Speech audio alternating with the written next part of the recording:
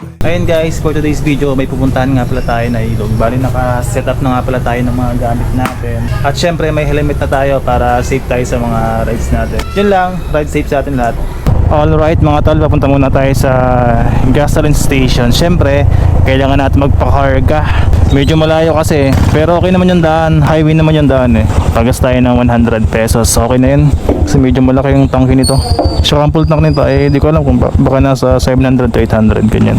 100 lang po. Unleaded po? Apa, unleaded. Papunta muna tayo mga tol dun sa kapatid ko kasi nandun yung bangko natin. Naiwan ko kasi noong New Year. Kaya babalikan natin. Pag di natin kinuha yan, wala tayong uupuan.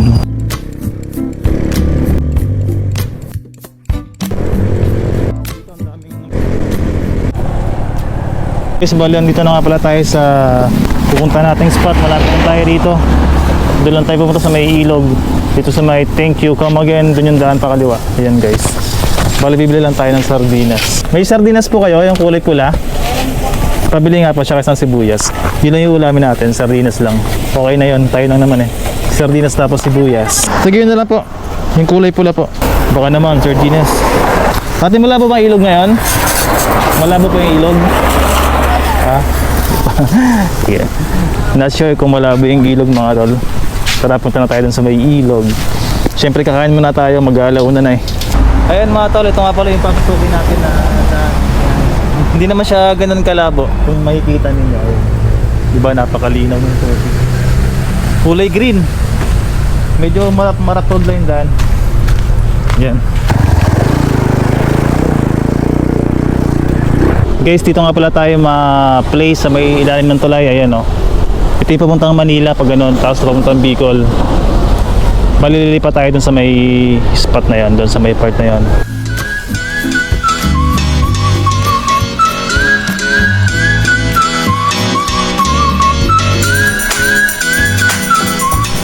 Guys, may naimiwas dito, dun sa may part na yan, sa may lakas ng tubig kasi kagaling nasa baha siguro kaya sobrang lakas ng tubig dito.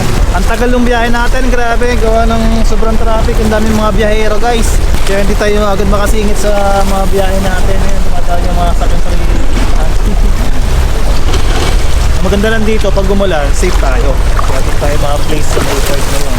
Eto nga pala si nanay, siya nga pala yung namimingwit kanina, kaya agad kong tinignan yung mga nabingwit niya. Medyo maliliit pa nga pala yung nabingwit ni nanay, pero sabi niya okay na raw yan kahit pa paano ay may pangtawid sila. Dito nga pala ay nag-umpisa na ako na mag-set ng mga gamit ko. Nung una nga pala nandun ako sa may taas ng semento, pero mas pinili ko nga pala dito sa may baba para matanaw natin yung view ng ilog. Nagtumpok na rin nga pala ako ng kanin sa dahon ng saging, tapos ang ulamin nga pala natin dito ay isang dilatang sardinas. Napakasarap nga pala kumain sa ilog pag ganito ang ulam mo, talagang may enjoy mo yung paligid habang kumakain. Para sa akin, napaka-the best ng ulam na to pag ganitong ulam yung dadalhin mo sa tabing ilog. Kaya tara, samahan niyo akong kumain dito sa tabing ilog at samahan niyo akong enjoyin ng spot na to. Pagkatapos ko nga pala kumain ay diretso kape na nga pala tayo agad para mainitan yung katawan natin kasi mamaya ay maliligo na nga pala tayo. Nagkape at kumain, ang ulam ay sardinas. Yan yung pinaka-the best na nangyari sa akin today at habang tinatanaw yung spot doon sa malayo. At pagkatapos ko magkape ay diretso na agad tayo dito sa may ilog para makaligo na rin tayo at makapagtampisaw. Medyo malamig nga pala yung tubig pero kakayanin natin yan. Hindi naman malabo yung tubig unlike dati, talaga sobrang labo. Ngayon kasi medyo malinaw at makikita mo yung ilalim. Kaya tara, samahan nyo nga pala ako maligo dito at maglangoy dito sa tubig na to.